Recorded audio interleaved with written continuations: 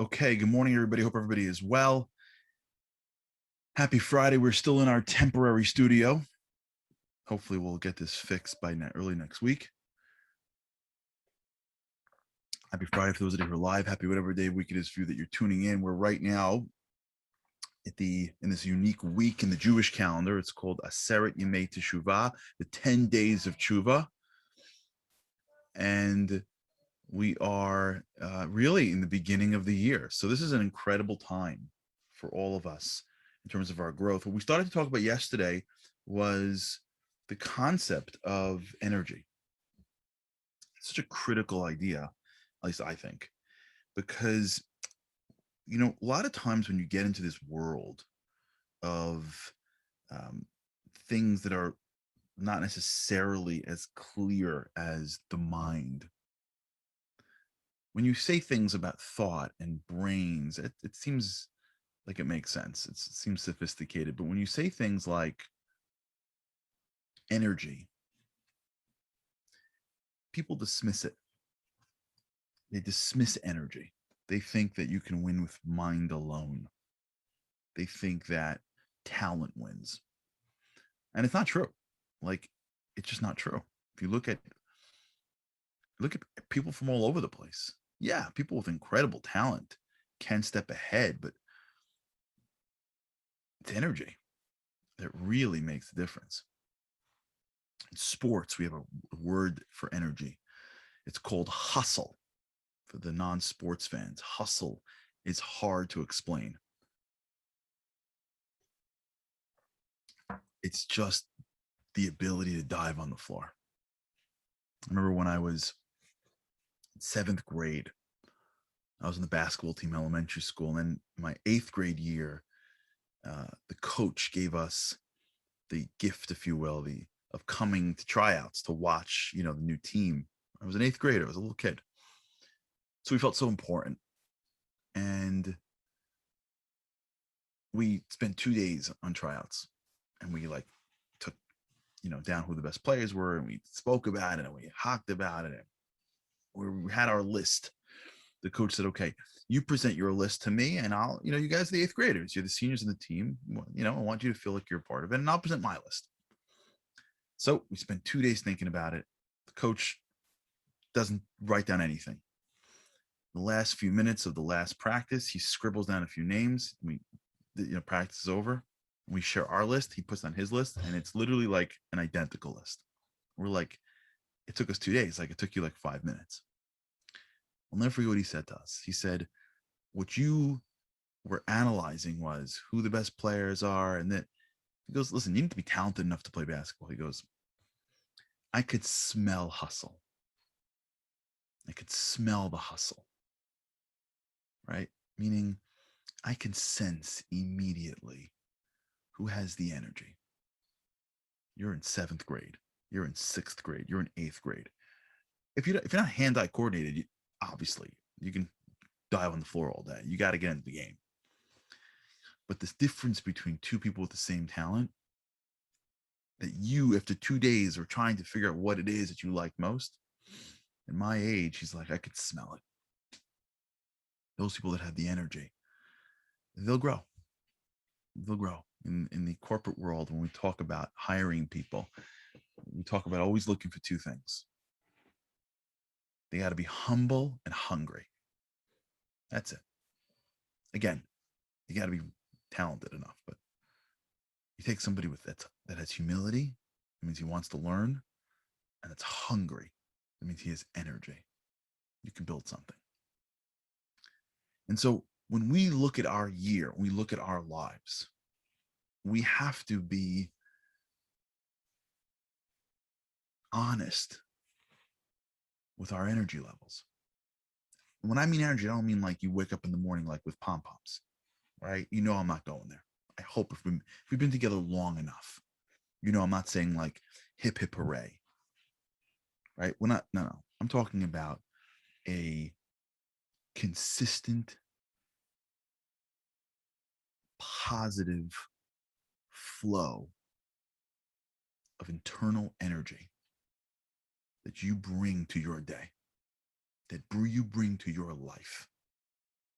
I'm talking about an intangible that presents itself when you deal with challenge.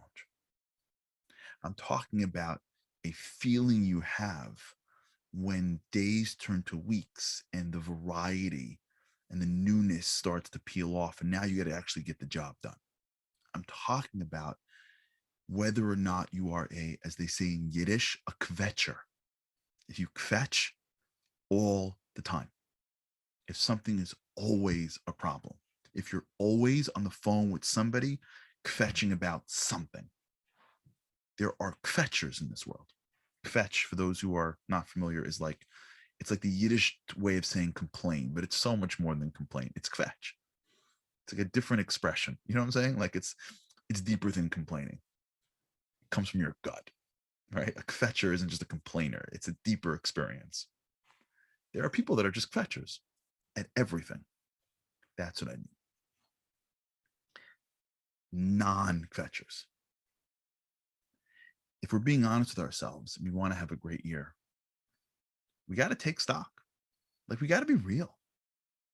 We got to give ourselves a grade. Like, if I would ask you to give yourself a grade 1 to 10, 10, again, 10 doesn't mean like you get up in the morning and you're like screaming. Like, you're not like, doing jumping jacks when you brush your teeth. Like, let's leave the caricatures for later. 10 means you wake up in the morning and you're ready to roll. Always. You're on. You're on. You come home from work and you're on and you feel great. I don't mean on like you're faking it. Like, you walk into a room and you're ready. Like, you see a challenge and the challenge hits you. You bounce back and you go. 10, always. 1, you're dragging it 9 o'clock in the morning, right? At 10:30, you're like turning to your office mate. You're like, I can't. Is the day over yet? And 2 o'clock, you're like, your eyes are like, you're nodding off. It's life is too difficult for you, and you're on the train, like playing Candy Crush at 5:30. That's probably like a 3. 1 to 10. How do you deal with your life? I'd write it down. If you're journaling, this is a good time to open up a page in the journal.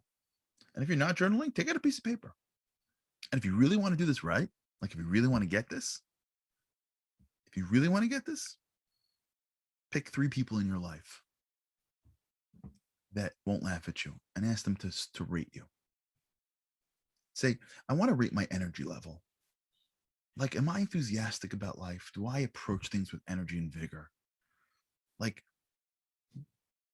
1 to 10. 10, I'm always ready to roll. 1, I'm never ready to roll. Where would you put me? You can use, point something. It doesn't have to be just round numbers. Let's get in. You should do this for yourself. Get an honest read. Write down your number. Ask people in your life, maybe your kids, maybe your spouse, maybe your closest colleagues, maybe your friends, maybe your parents. Where would you rate me 1 to 10 in energy? How much energy do I bring into my day? How much energy do I bring into my life? Because remember, we're building something here together with God's help. We began with direction. Now we need energy to get there.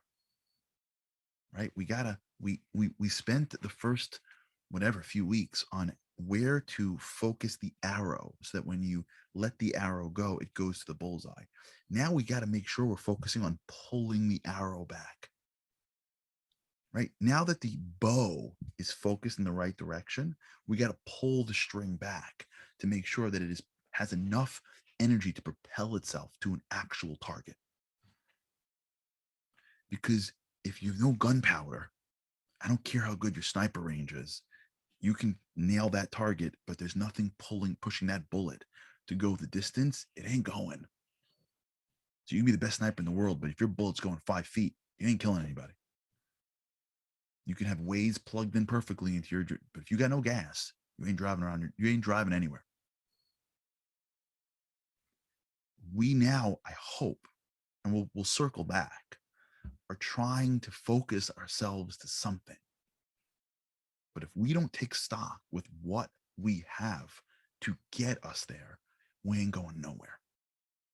And this, by the way, is one of the great traps of change, is that we think that change starts and ends with our minds. It starts with our minds. And once we know what to do, we now assume that I have all the discipline and energy that I have inside me to get there. And we did this a year ago when we spoke about discipline. And the reason why we seem to trip up a lot in our changing is that we don't factor in the gas. We don't factor in what it's going to take. We don't factor in what I'm going to do as a strategy to draw more energy into my day so that I'm able to propel my abilities towards my dreams.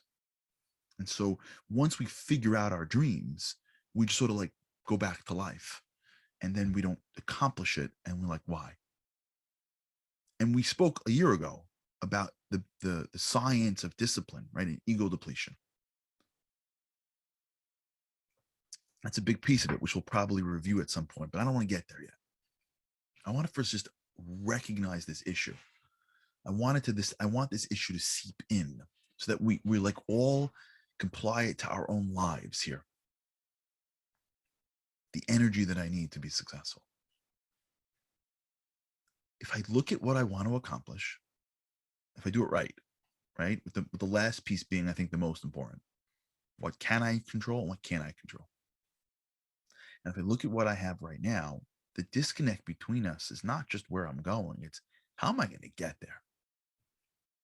And if you look at your life right now, I would guess that one of the great reasons why you're not there, why we're not there, because I am 100% a part of this, is that we don't have a strategy to find more energy.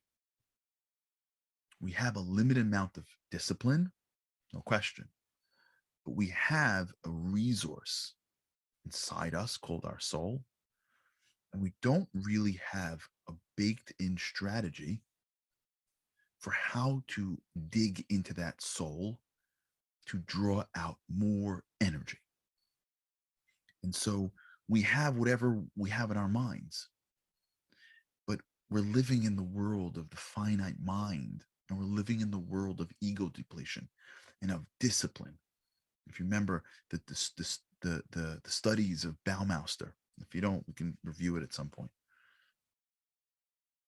But we haven't thought about, wait a second, there's the finite amount of discipline, but I thought I come from an infinite being. I thought I'm connected to a deeper source. I thought that divine energy is inside me. Well, how do I tap some of that? Because I can use a little divine energy, right? We can all use a little divine energy. How do I get it? How do I start to get it? So that's what we want to really figure out. And the way you begin by figuring it out is take stock as to where you are. You got to take stock as to what you think your number is. You need an accounting, because if you don't have a good start, you're not going to see your own progress, and you're not going to see your growth. Part of this world of energy is the recognition of your own growth, which will then create more internal inspiration, which will then allow you to delve into more energy. Because what's blocking, in my opinion, you from the energy that's inside you is you. It's not what you have, it's the block that's in the way. I remember, and I'm talking about this in Timeless Lessons, I think, this week, because I've been thinking about this recently. And a buddy of mine that was a real great go-getter. We were in high school together, and great guy. We went to Israel for the year, and he just like changed. Like I couldn't really describe it. He changed. he was more lethargic. He slept a lot more. Even when he joined in the activities, he seemed more exhausted. And at first we chalked it up to like, jet lag. And then we chalked it up to like, time differences. And then we talked it up to like he didn't eat the same way. And then we said, listen, we all went from high school to, a Talmud academy. So like we went from like ball running around to like more sitting and studying. Maybe that was it.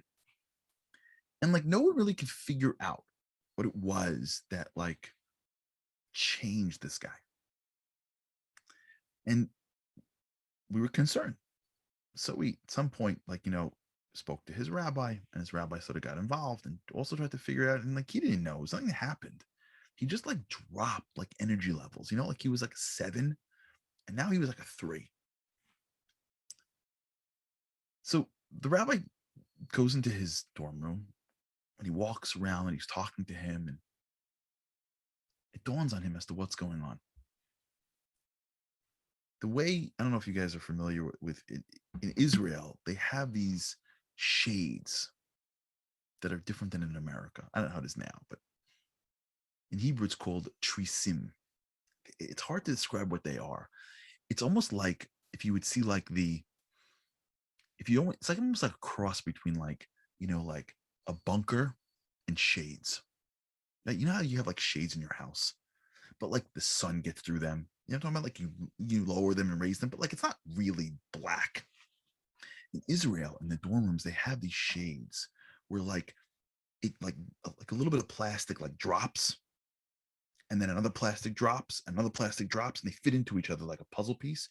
So when you lower the shades in your room, at least in the dorms that we had, it wasn't like the way you have shades in your bedroom, where like in the morning, like you can see it's morning.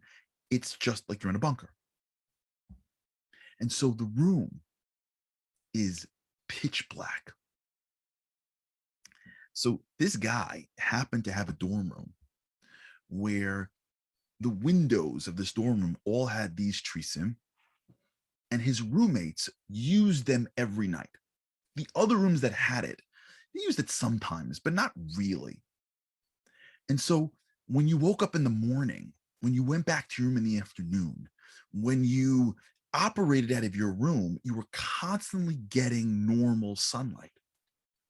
It just happens to be that the way this room was positioned, the one window, whatever, and his roommate's preferences, these guys left these trisim, these shades up. And so the room was constantly, whatever day and time it was, black. And what is something that we take for granted, sunlight. You wake up in the morning, sunlight.